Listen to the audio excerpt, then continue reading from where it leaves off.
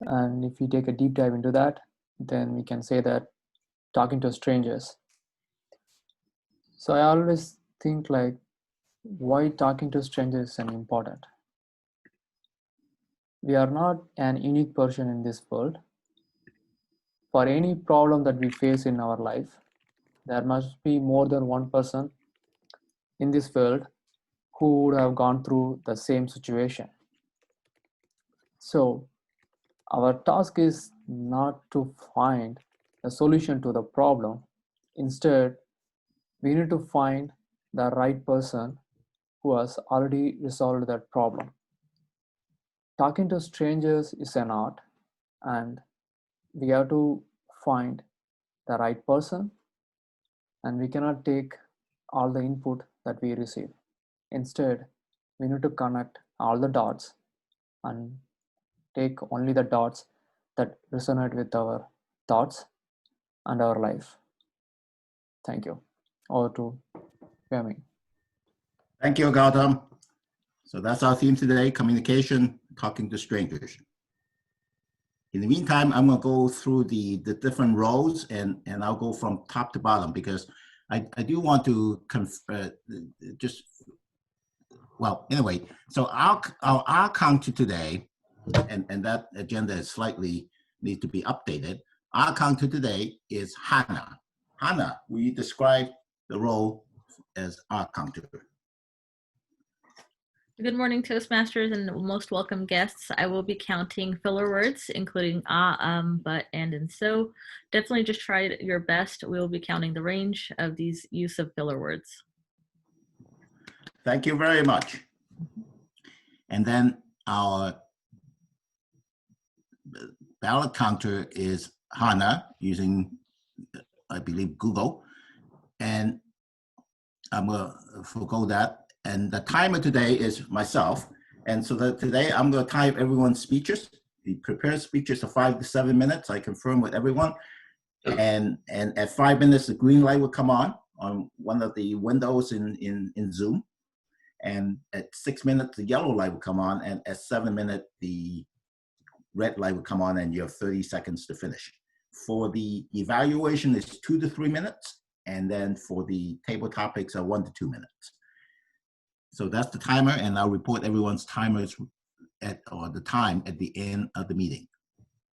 Our grammarian today is Jose. Jose, would you tell us your role? Hello, fellow Toastmasters. I'll be grammarian this morning. I will be looking at word usage, how we apply our words in our speeches, make our speech interesting, and making our speech grammatically correct. I will do a report at the end of the meeting. Thank you very much. Thank you, Jose. And our ballot counter is Hannah. Hannah, would you briefly explain the role as ballot counter? Absolutely, Toastmaster of the Day, Wai Ming. I will be counting ballots near the end of the meeting, so please be sure to vote for the best table topics, master, best speaker, and best evaluator at the end of the meeting. Thank you. Thank you, Hannah. And then you also video master, which is using Zoom. So I'm going to forego that if that's okay. And then our word master, which I hopefully did not miss, is Tao. Tao, will you tell us the word of the day? Thank you, Mr. Toastmaster. The word of the day is astute. It's adjective that means having or showing the ability to accurately assess situations and turn that into his advantage. The synonym of shrewd. So typically you will say a shrewd businessman. Back to you. That's great. Thank you, Tao. That's a very astute word to use, or you are very astute to use the word astute for today. So we'll have to use the word astute in every part of our speeches.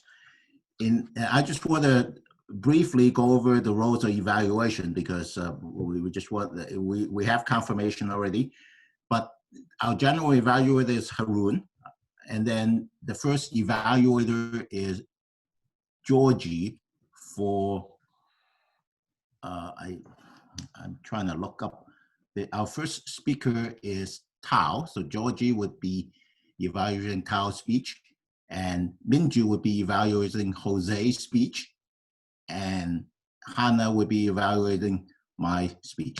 So that's the evaluators. So we're going to start our prepared speeches. Oh, Wemming, First, sorry to interject here. We have please. another guest, Maggie, that joined.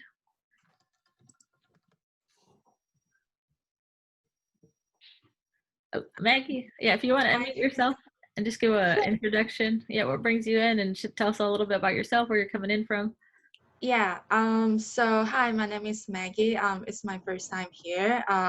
I know Tao, so he kind of like introduced about the Toastmaster, and I'm very interested in knowing about the entire procedure, so I just come and fit in. Yeah. Awesome. Welcome, Maggie. Thanks. Thank you. Now we have 3 guests. That's great. You know, when I look at that screen of Zoom, I now see 12 squares. One of them is a timer, but that's okay. In any case, we're going to go through our prepared speeches. And our first speaker is Tao. Tao is going to tell us a story. So let's welcome Tao to tell us the story. Thank you, Wai-Ming. In 1938, a young man named Godfrey Camille entered his sophomore year at Harvard. On the surface, you will think he had a great future ahead of him. After all, he's white, he's tall, he has good manner, and he's in Harvard. But deep down, he was actually a bit of a train wreck. Despite coming from relatively well-off families, our friend actually had a pretty turbulent childhood. Both of his parents were loners, and really neither of them are good at parenting. By the end of his childhood, Camille would describe his relationship with his parents as he neither liked nor respected them. And the other words was, before there was dysfunctional family, I came from one. This unfortunately had a major impact in his life. He had suffered from anxiety attack and developed the bad habit of coping with stress by complaining to other people. This only pushed people further away, including the school physician who he visited way too often. At the time, everybody think he's going to be a loser. And to some degree, he didn't disappoint. He would join the army in World War II and really finish the war with still a private. So not a single promotion in 6 years. His life didn't get much better after the war. He never developed the passion of caring for patients, despite earning his medical degree. And after a while, his sister and mother passed away. At some point in his 30s, he attempted suicide. Fortunately, he did not succeed. It was at that point he started seeking psychiatric help, and things started to get a little bit better. The turning point of his life came in his age 35. He was hit with pulmonary tuberculosis and had to be hospitalized in the VA for 14 months. This actually turned out to be a blessing because 1, he got to do nothing for a year and get away with it. And 2, for the first time in his life, somebody actually cared for him, even though it's the hospital staff. He felt loved and emotionally secure, again, for the very first time in his life, something he never experienced in his childhood. This actually changed his worldview and motivated him to start loving others back and giving back to the community. So after he got out of the hospital, things did improve. He became more passionate about his field now that he's been taken care of by others. He actually, over time, he started and directed a large clinic in Boston, the first time he had been in charge of anything. He even got married and had 2 kids. Now, while his marriage wasn't particularly happy, his kids all remember him as an excellent parent. Finally, like I said, he was deeply involved in the community, both in terms of local churches as well as industry associations. He was actively mentoring the younger generations and just glad to share what he learned with the younger generations.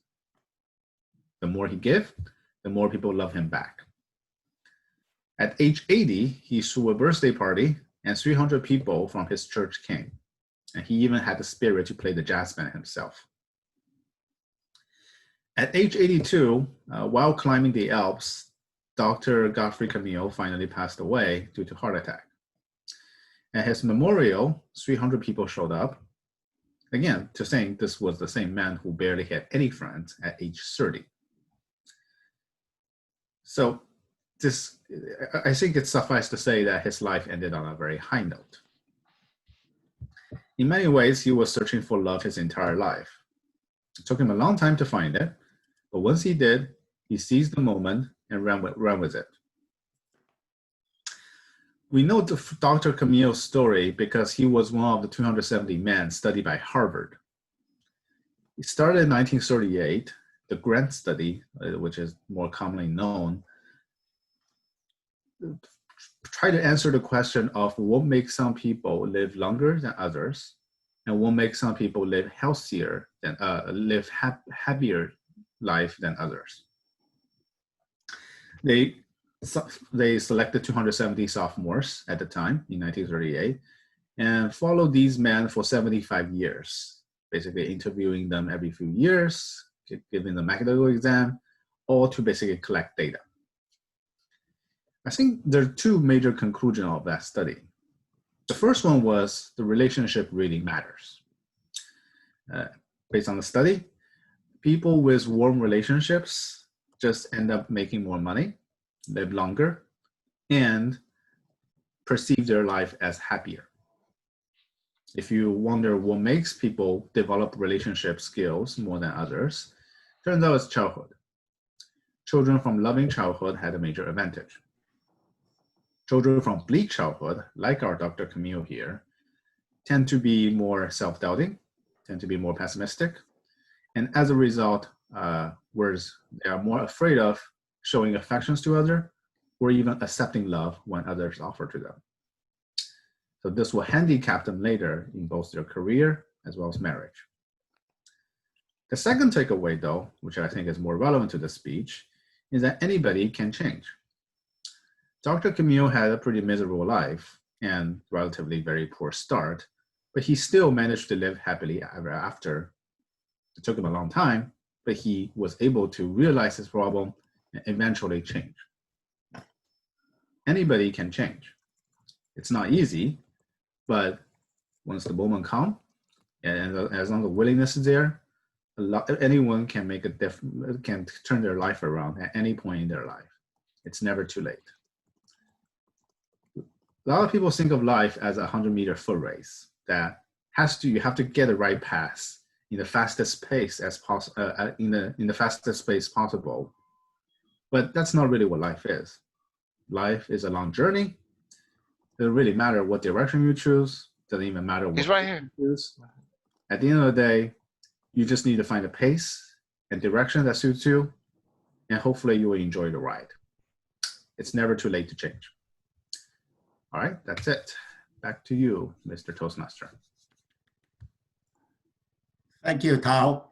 Let's give ourselves a minute to provide written feedback to Tao, and you can send him a private message in the chat window. And be astute in your answers.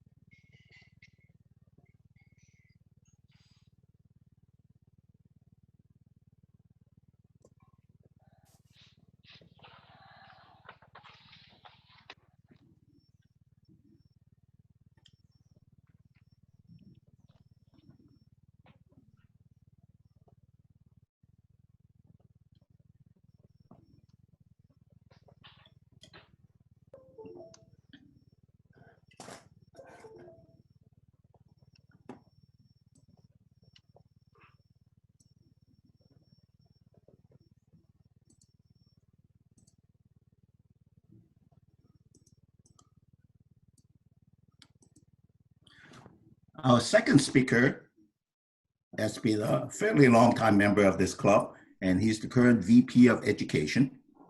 He's going to tell us more about sales funnels. So let's welcome Jose to tell us about that.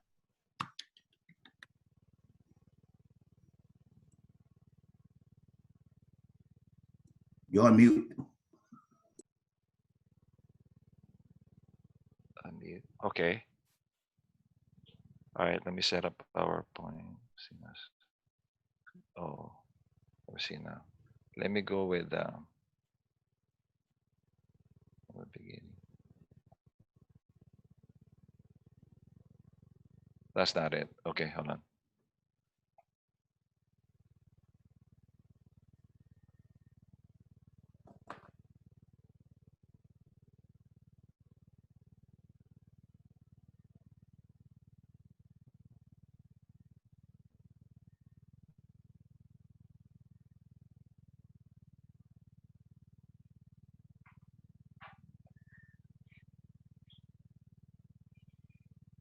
Is that it?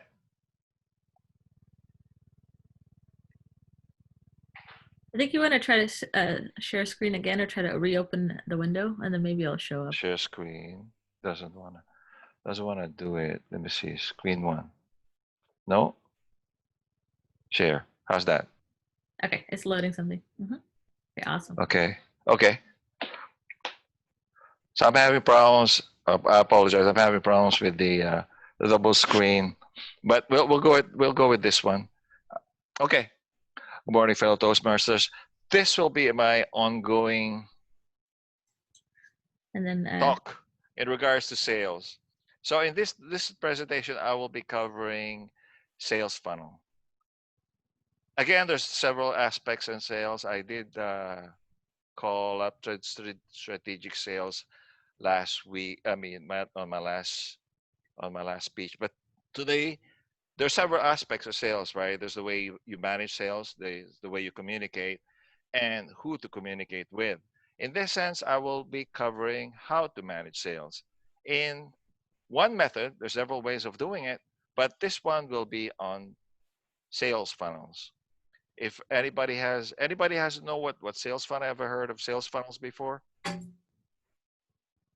Okay, most people. Okay, so this will be good for you in that this will be a sales funnel as it's applied to the internet sales. There's a lot of books on this, but this is my take on it. And so I got several sources. I went through several sources, and I looked for the common theme between all of them.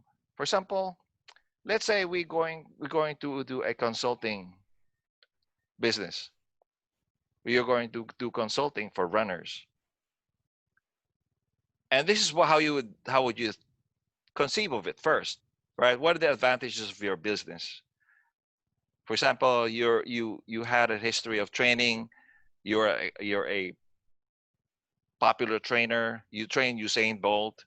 You got an excellent diet program, excellent exercise program, use of equipment, rubber shoes suggestions, all very good for training, for helping out runners. And you also have a metric, right? You promise to do a 1-minute mile pace improvement in about 30 days. So that's what the business you're trying to do. Now, how would you develop that in terms of sales funnels?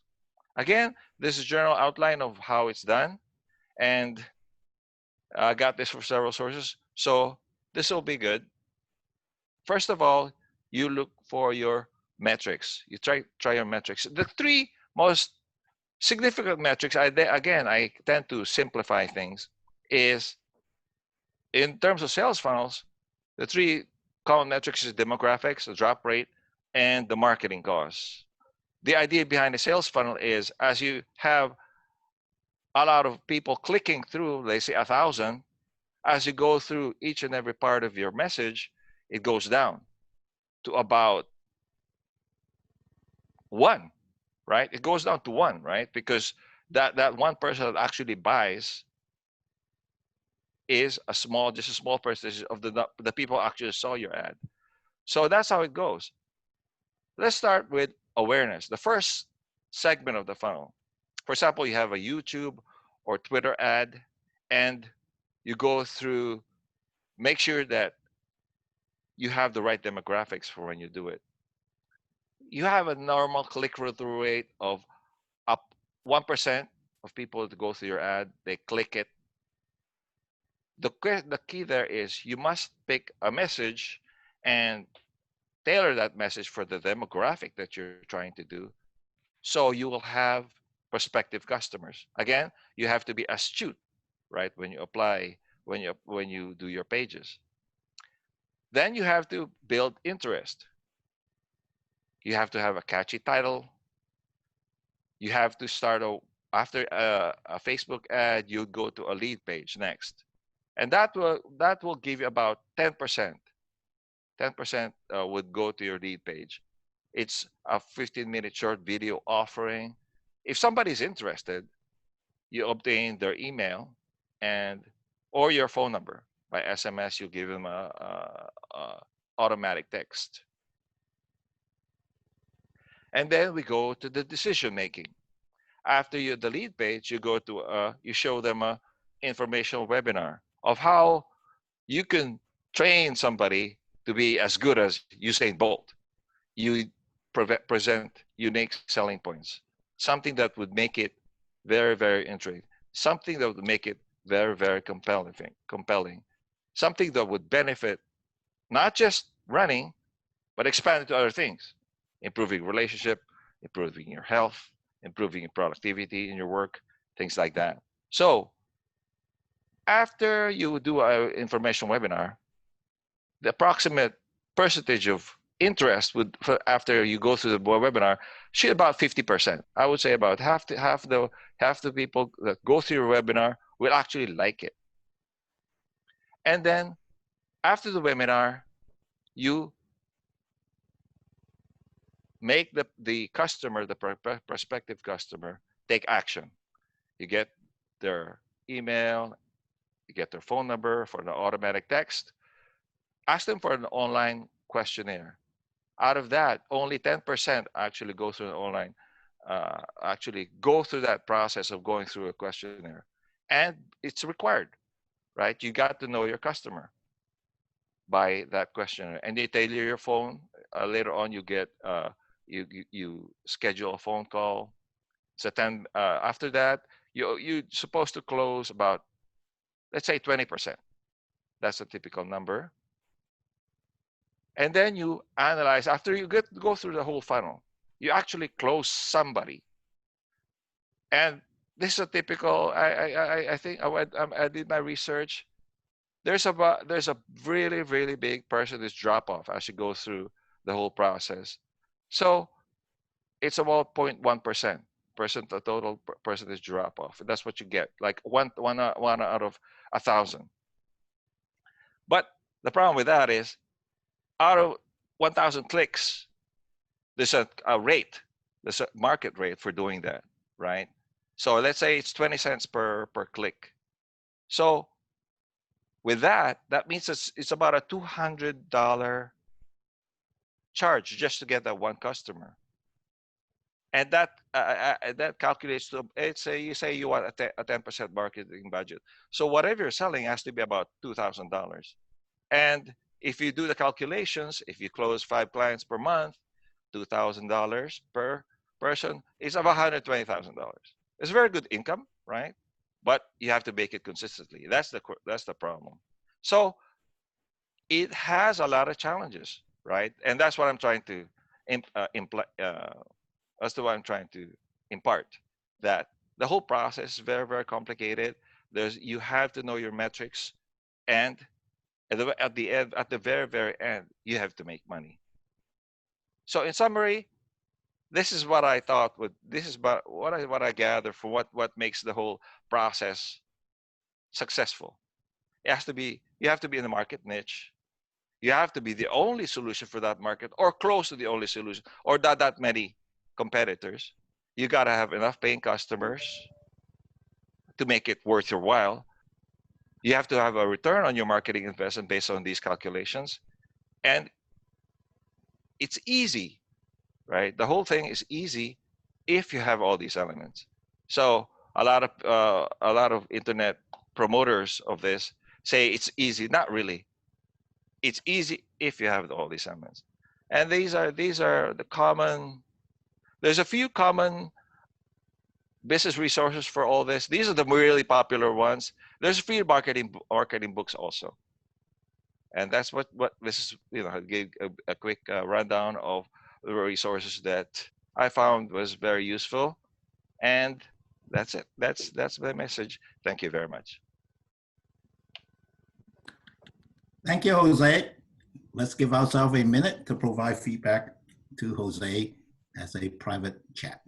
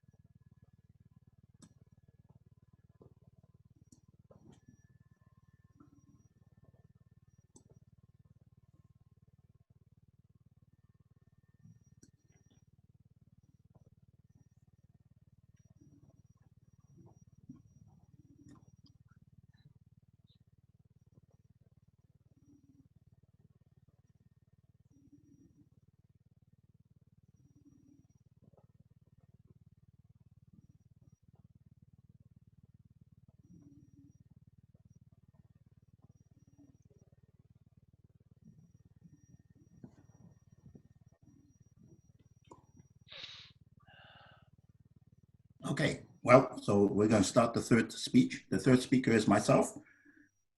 I speak because I need to practice. But at the same time, if you guys want to speak, then I'm not going to speak. In any case, I'm going to tell a story today. So I'm going to start. So there are these two monks who were traveling around, and they met at this river in front of this big building. And they were talking and talking and talking. And suddenly they realized both of them have ambitions to visit the entire world. They want to travel everywhere to see everything, to learn about what's going on in the world. So they said, why don't we just start doing that? So they agreed that they're going to do that. And then they're going to meet 5 years later at the same place and talk about the experience. They departed, and time passes. 5 years later, they came back and met at the same place in front of the river with the big building, and they start talking. Now, the two monks look very different. The first one have gotten really skinny, and in fact, his face is all wrinkled, he's really worrisome, he's really tired. And the second one is really fit, and he's happy, he is projecting the world is his life and joy and everything. So very different monks. So the fit monk asked the skinny monk, what happened? So the skinny monk said, I unfortunately could not go on this trip. And it looks like you were able to go on the trip. So the fit monk asked the skinny monk, said, so what happened? The skinny monk said, after we left, I went back to my temple and I started planning. I want to go to this river and this big mountain and this plain and everywhere. And I started planning, I write all this stuff out. And then I said, I go to this place, I need to have so much money. So I need to find a way to get donations so I can collect all the money before I can go to this one. And then I need that money to go to this other one.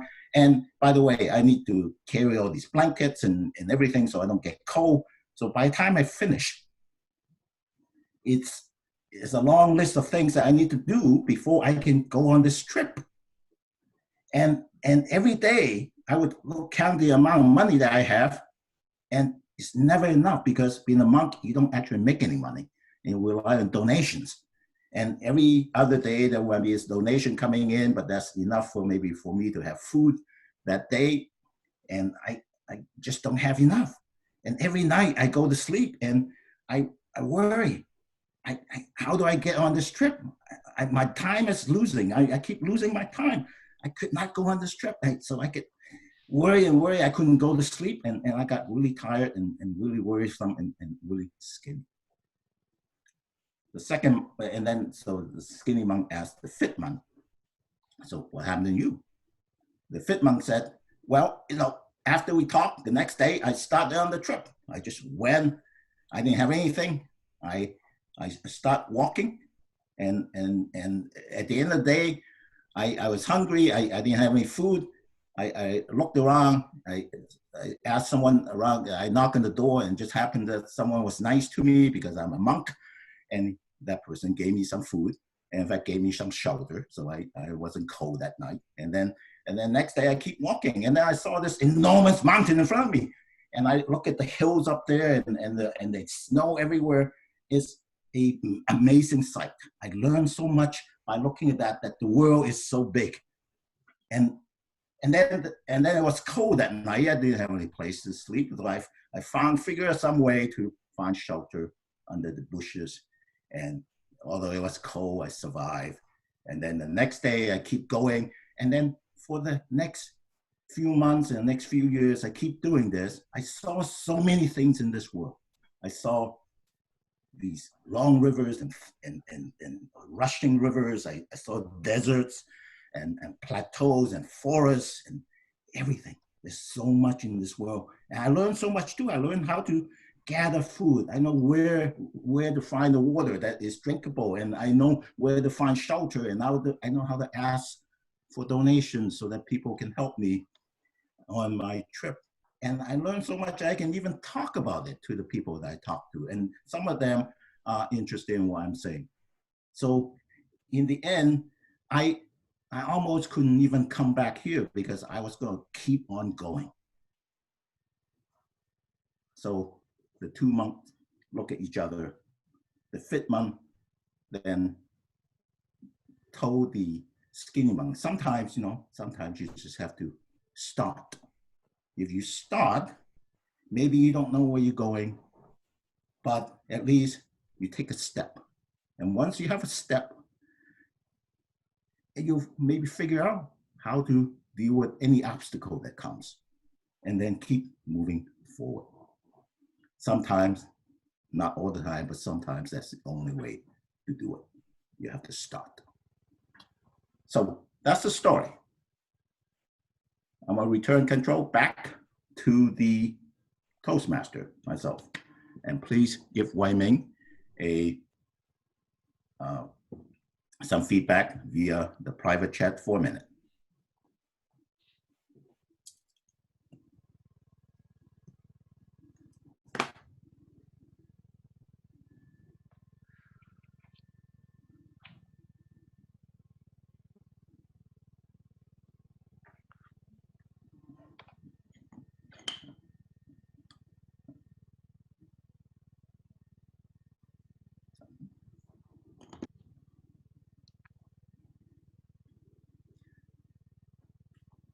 So we're going into the evaluation section. Let's welcome our general evaluator, Harun.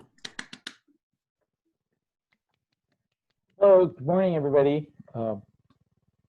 Today I'll be the general evaluator, and this is one of the most important parts of the meeting where we give valuable feedback to our speakers so that they can improve their craft and their skills as a speaker. Our first evaluator is, let me just open it now, is Georgie, who will be evaluating Tao. Georgie? Okay. Thank you, everyone, and most especially Tao, who gave a really great speech. I enjoyed the speech you gave. I thought that you did a wonderful job keeping the pace really good. And I know I have struggled with that because I always try to include too much. I think you had the right amount of content for what you were presenting. you started your speech by presenting a very human aspect. You talked about the Dr. Godfrey Camille, and you made it so that we would sympathize and understand this man in his life. And at that point, after that, you then brought in what was kind of the main point to the speech, which was this study done by Harvard, and talking about the two different things with respect to how one can have a good life or a happy life, which is the importance of relationships and the importance of knowing that you can change, that things can improve if they're not good at that particular time. Like I said, I thought it was really well structured with really good descriptive words. You use things like train wreck, turbulent childhood, things that made things easy to understand. At some points, the microphone did click and make a little crackling noise, but I understood what you were saying because it was such a good pace. I thought that the couple of things you might want to look into working on is the vocal variety. You had a little vocal variety, but I thought you could have added more to it, especially since the story kind of started with a sad part of the story, and then it became more joyful as it went through. I thought you could have, made things, your voice change a bit.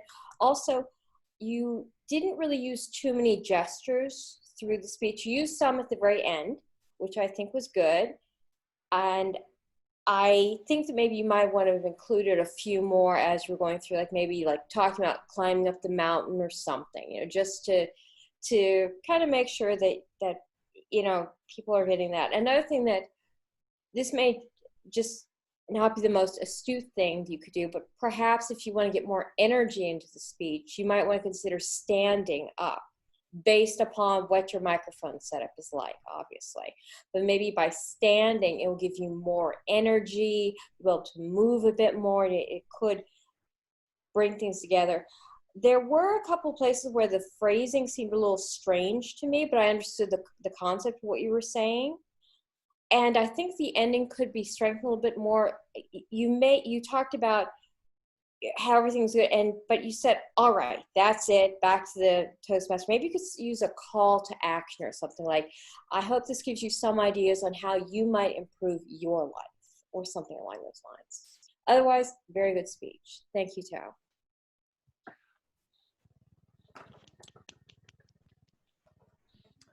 Thank you, Georgie. Our next evaluator is Minju, who will be evaluating Jose. Hi, Minju. Welcome. A little bit nervous, but do you guys hear me okay? Yeah? Yeah. Thank you, Jose. It's been a while. I'm so glad to see you speak. Are you a salesperson? No? Jose, you're on mute. Oh, yes. I do not really sales, but I do a lot of technical presentation for sales. Yes. Okay, Yes. thank you. I do what I do is just a quick rundown. We do two teams selling with us. There's a technical side and there's the financial side. So I'm not on the technical side whenever I'm into the meetings. Yes. Gotcha. Oh, sorry, I should have done my homework, due diligence, learning about your background and then what's your purpose of this speech, etc. But I thought I would do an open questions, and then I thank you. I somehow I never thought that you would be a salesperson.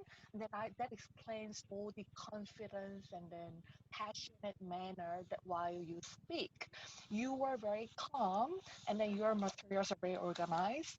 Yet somehow I could see your passion, and then you are truly believing this is the right way to do. So I think as a non-sales person myself, I think I was convinced and then very interested by your idea, and then motivated to learn more about by resources that you provided. So I really like that part. I have one suggestion for your next speech. It seems like you are working on a project towards this meeting theme. So I see 11 slides prepared for your subject, and then I think you can summarize into just one slide. You have a very clear message. You have a very easy to follow steps, diagram, and then examples, and then conclusion, right? I could totally see in a one page. So why don't you? I want you to take this challenge, and then for your next speech just shows one slide, and then wing it. You have a very confident, well-organized thought in your mind, so I'm sure you'll be more effective in that way. And then it's one of personal preferences when preparing a speech that start with the absolute minimum thing that I want to share, and then you can add a little thing if you see you have enough time when you rehearse it. But I think it will make you more effective speakers to me. So, but overall, I really liked your energy, and then I'm very looking forward to your next speech. Thank you very much.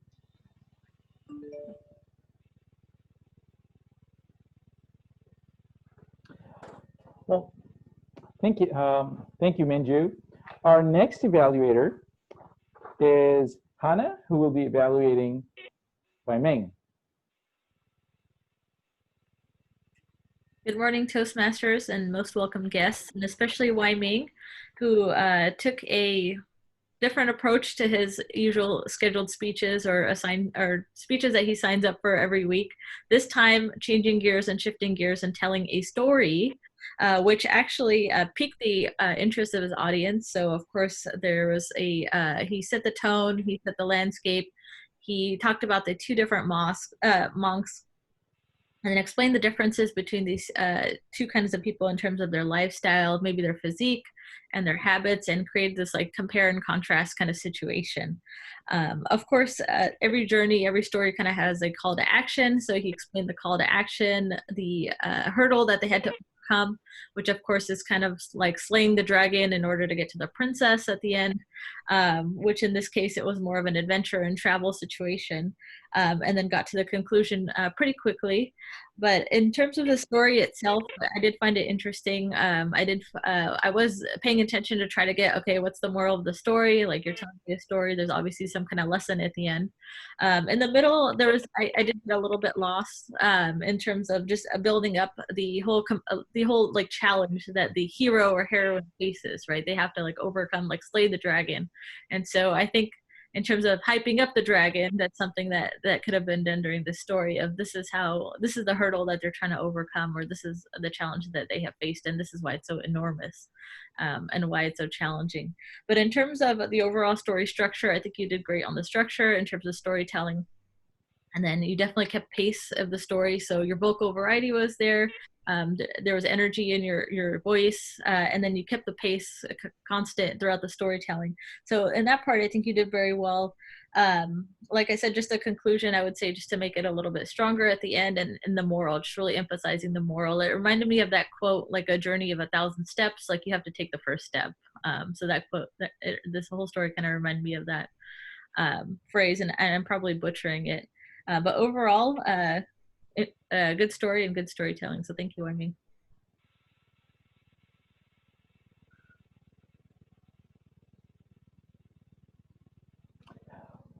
Thank you, Hannah.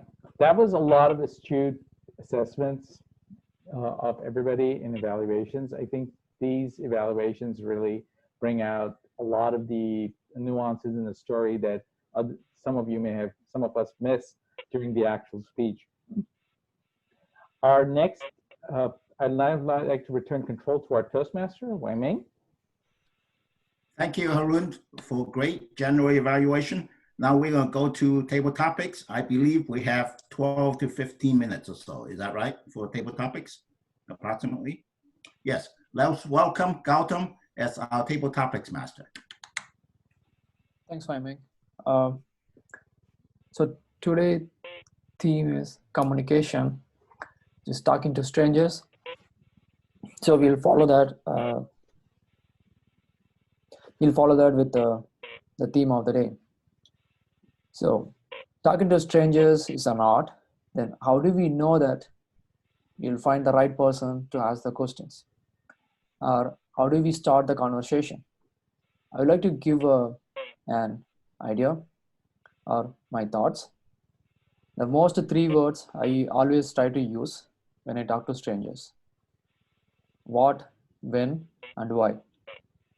So that will help us to know, okay, this is the right person, or we could it could make us to be an astute observer to find the right stranger. So my question to every one of us is, would anyone like to share your experience in talking with a stranger?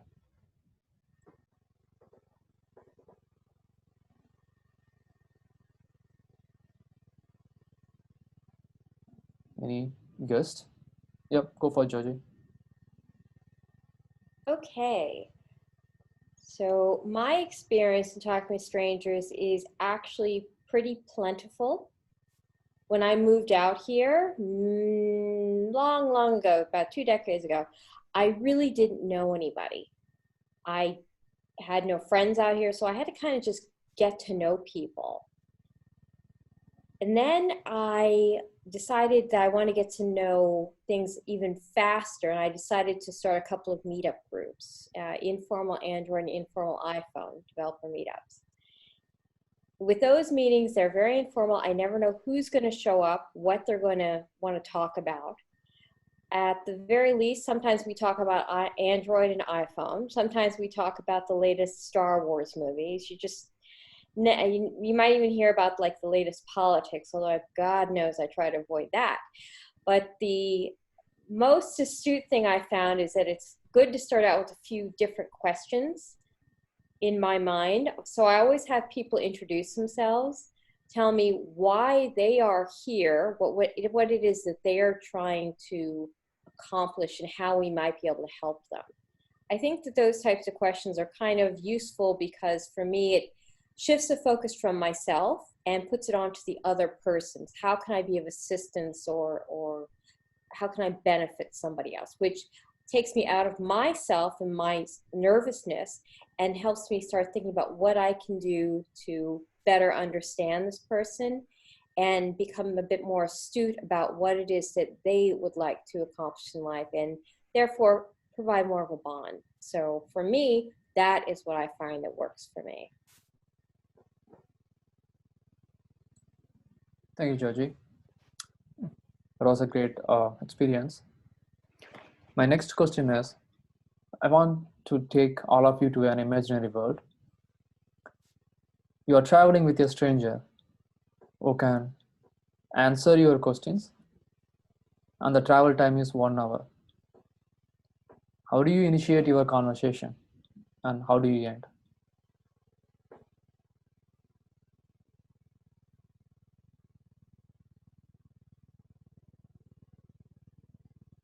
Anyone would like to try? You can also just call on the Toastmaster members and see what they manage to get done. Tao? You are on mute.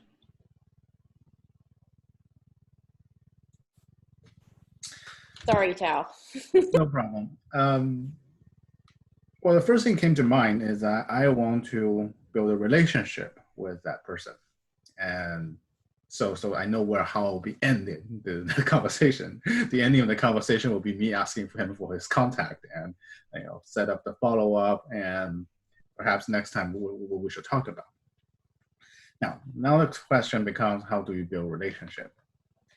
I think, theoretically, just thinking out loud, there's usually 3 things people care about when you meet someone stranger, right? They tend to like the person if they are similar to us, if they are close to us in terms of location or in terms of like just proximity, and they tend to like us more if we are willing to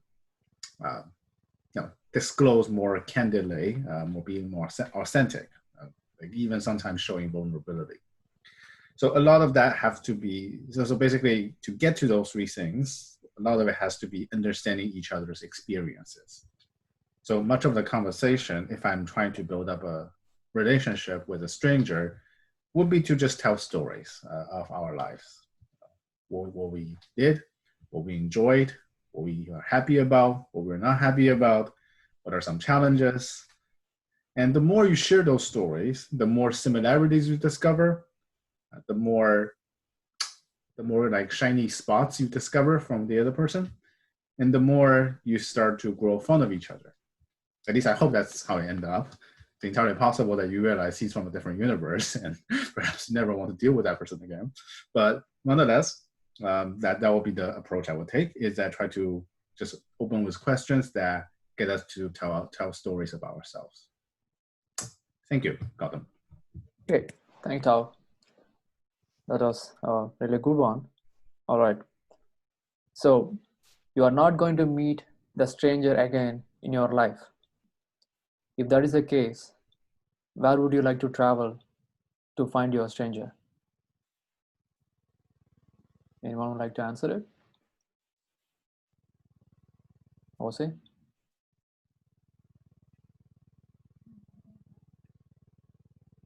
Can you say Yeah, the sure, question I again? can I'm repeat the sorry. question. Yeah. Imagine you are not going to meet that stranger again in your life, and you have some questions, and you wanted to travel somewhere to find your stranger. Where would you like to travel? Okay.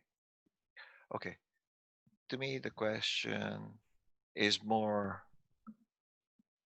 a person that I would not want to see again. I wouldn't. A person that I wouldn't want to. I would not see would be somebody that's very casual.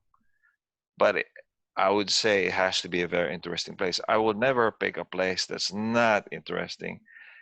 So I've been through a lot of different places already everywhere.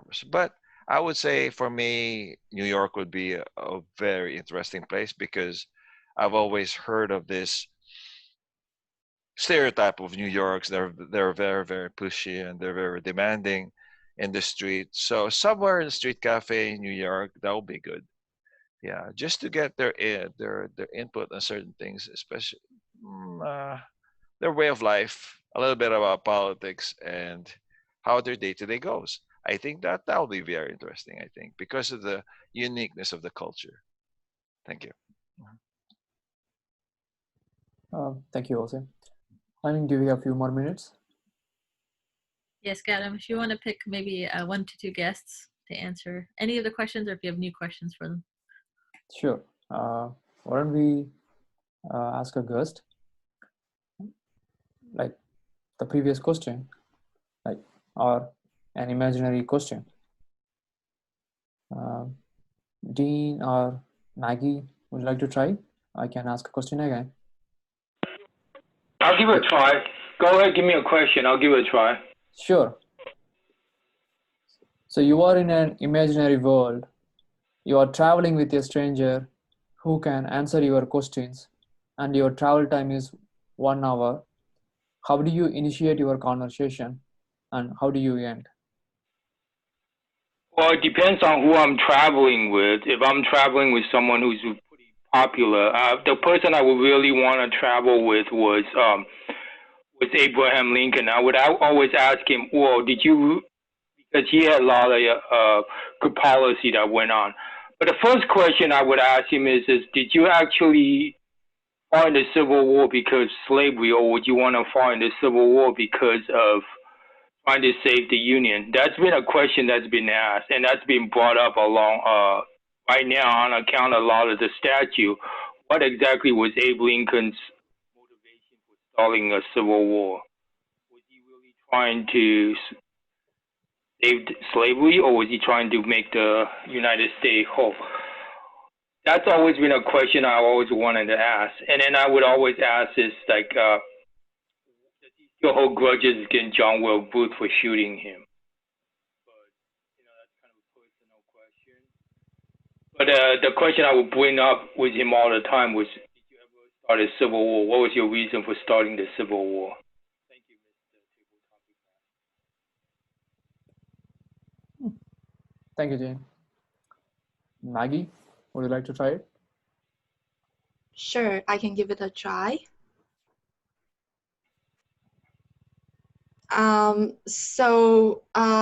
If it was an imaginary trip, I would like to meet with someone that has a story that may be similar to my background. And as a new immigrant, I started from scratch from the States back to China, and right now I'm actually in Canada.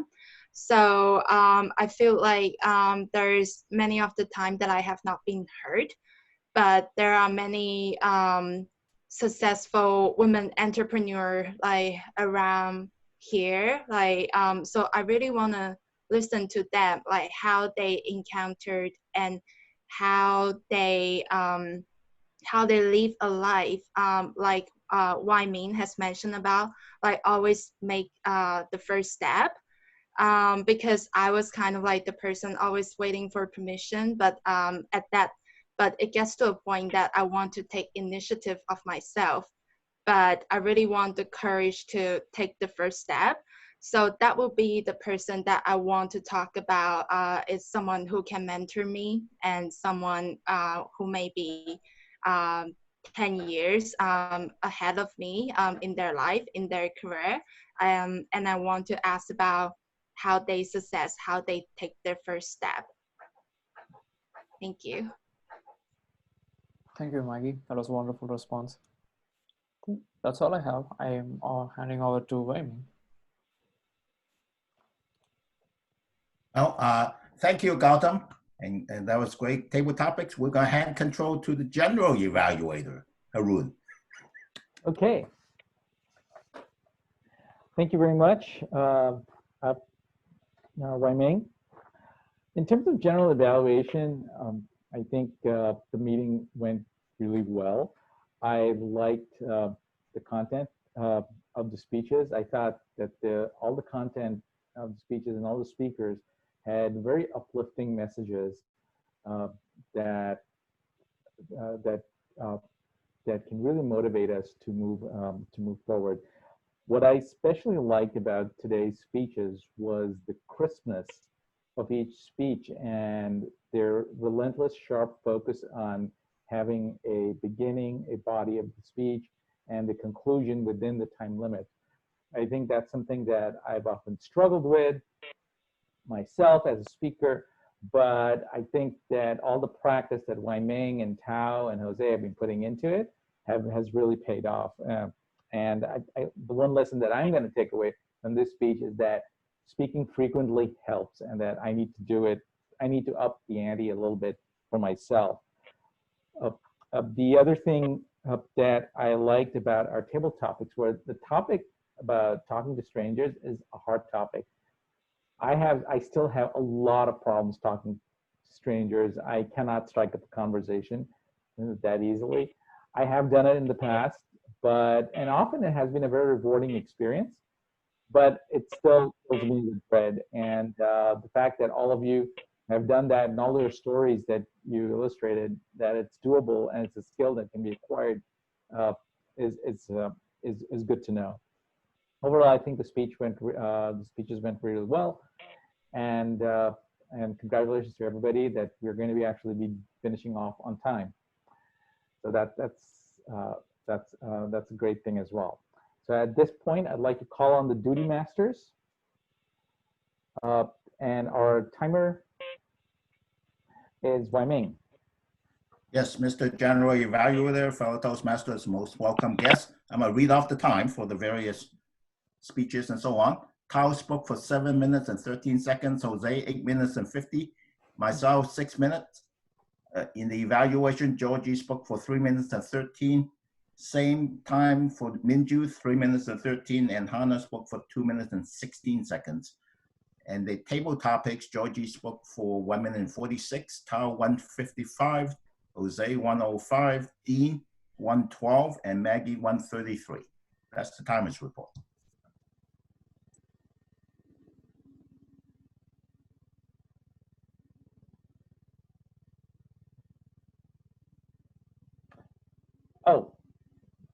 sorry. Our next speaker is going to be Jose, who is grammarian. Yes. Thank you, Mr. General Evaluator. For the grammarian report, just a few things. I had problems taking notes, so some of them I wasn't able to get the details. But now there's a little bit of the phrasing I picked up. He got to do nothing. Basically, just say, you can say, did not have to do anything. For me, it's very interesting when you're a grammarian, you actually catch your own problems whenever you make your speech. So I did have, I was kind of fragmented in some of my sentences, and there are a few skip words, so I have to work on that. Why me?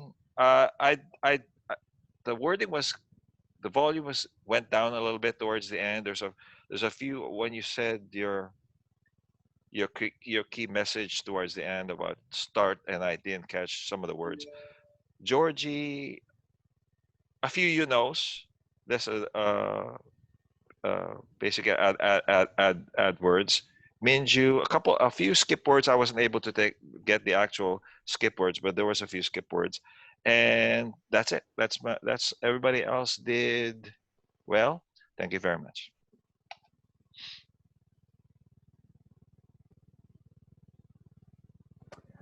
Thank you, Jose. Our word master of the day is Tao. Tao, can you tell us how we did on the word of the day? Thank you, Harun. Everybody did great, except me. I did not use the word of the day, even though I chose the word. But to conclude, Wyman used it, Jose used it, Georgie using both her evaluation as well as her table topic speech. Harun used it, Gautam used it. So everybody except me and Hannah used the word of the day. Back to you. Thank you. Thank you, Tao. And our odd counter, Hannah, would you tell us how we did on the odds and ums? All right. So one of my favorite authors, Radical Candor, Kim Scott, she says, ah and ums take away from the credibility of your speaking. So that's why we try to be mindful. I am guilty myself, but I will give a range of ahs and ums for today's meeting, starting with the prepared speeches. Tao, I only noticed about 3 to 4. There were a lot of so-sos, like repeated so-sos. Jose, about 7 to 10, but also a few on your table topics. So I would say about maybe 10 to 12. Use and as a filler word in the middle of your speeches, and so. And Wyoming, it is and. So there's a little bit of repeated words, about 5 to 7. Maggie, I would say about 12 to 15. I know when I started Toastmasters, I would be in the 50 range, so 50 plus range. And so it's just something you get better at over time. And Haroon, I just counted a few, and Gautam just a couple, just for anybody else that I caught odds and ums. Overall, thank you.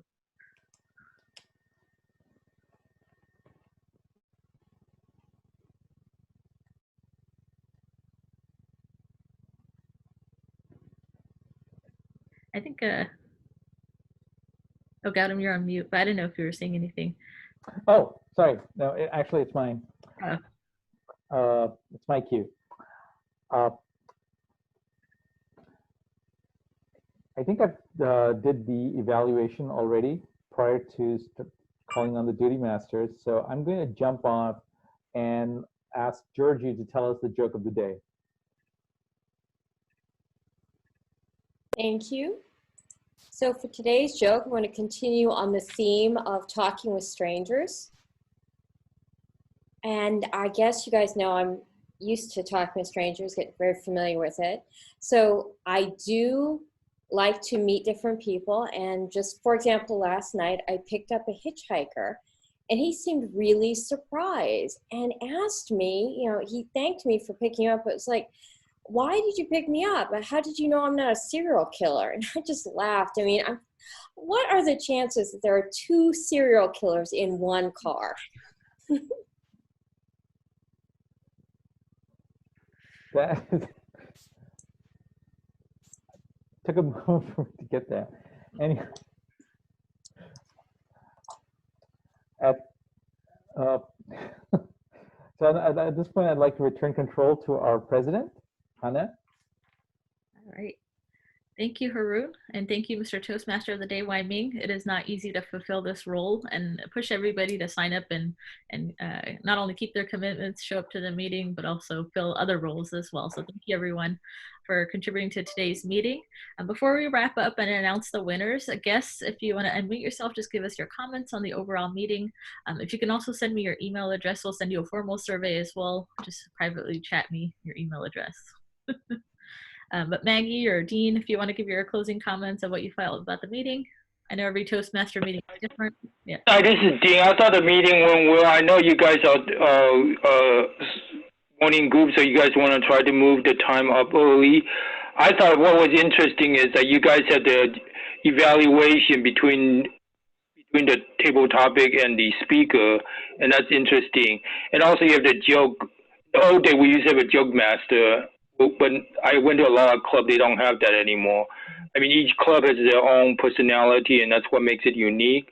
Couple of feedbacks. I think the timer should either try to show the red, yellow, and green first time, and I noticed that a lot of the presenter didn't tell the time limits. I think it's useful if you could tell the time limits, or to have the timer do that, because some of the guests don't know what the time limit is. Well, it was just a good meeting. Thank you. Thank you, Dean. Appreciate your feedback. All right, Maggie. Hi. So overall, I really enjoy the Toastmaster session. It's actually my first virtual Toastmaster that I have ever been. So everything is organized really well. Yeah, I think I have the same suggestion, like as a guest. I don't know how much time limit should I have like for my session. So if there is some announcement ahead of time, that would be great. But overall, I really, really enjoyed that. And I would love to come back. Yeah. Awesome. Thank you, Maggie. And then Ken, were we able to get on audio? Is it Ken Banks? Oh, go ahead. I don't know, somebody raised their hand. I thought I saw a hand. Ken is speaking, but somehow we cannot hear him. Yeah. Or if you want to just put in the chat, Ken, if you can't get on audio. All right. So Hannah, just very briefly, I do want to verify because the timer, we do actually show the timer as a window in one of the boxes. So if, I don't know whether everyone does that, that's why I'm gonna just ask. If you go into a grid view, we show all the people, then you see that timer window. But I'm not sure whether everyone's doing that. So we should be aware of that. Thank you. Okay, awesome. We'll write that down to explain that. Right.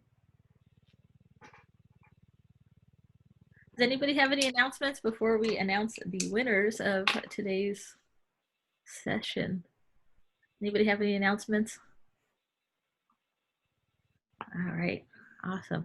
Well, give a drum roll, please, for Best Table Topics Master of Today. Best Table Topics Master of Today. Please give a round of applause to Maggie, our guest Maggie. So Best Table Topics Master and Speaker this morning. Awesome, great job, Maggie.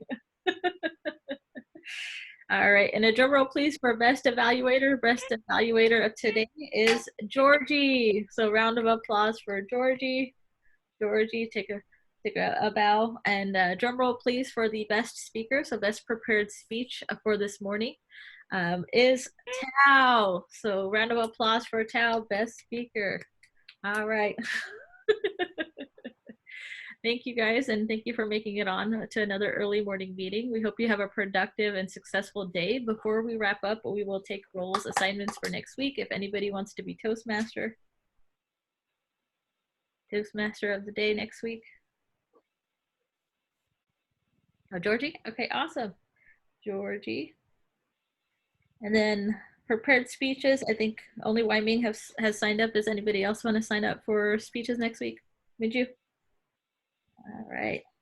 I don't have to speak if other people want to speak, so. Anybody else? I'll put my name as backup, but.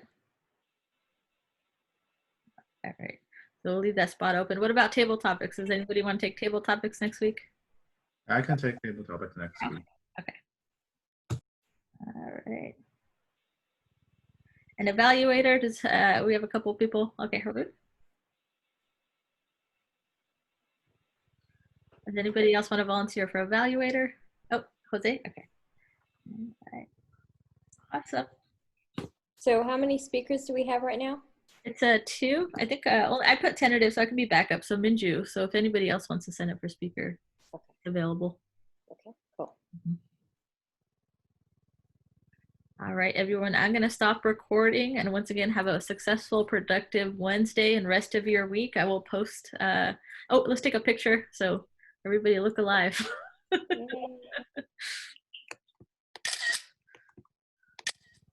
All right, awesome. And I will stay on. I will stop recording, but I'll stay on for about like 10 to 15 minutes more if anybody has any questions or officers. The meeting after the meeting is optional. You don't have to stay on. But have a wonderful rest of your week and thank you for joining us. So I'll stop recording.